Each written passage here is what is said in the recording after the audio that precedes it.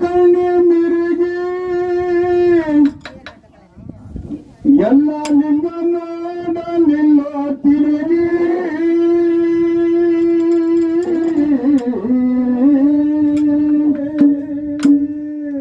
ಕರೆ ಸಾಧು ಅನ್ನಬೇಕಾದ್ರೆ ಒಟಲಿ.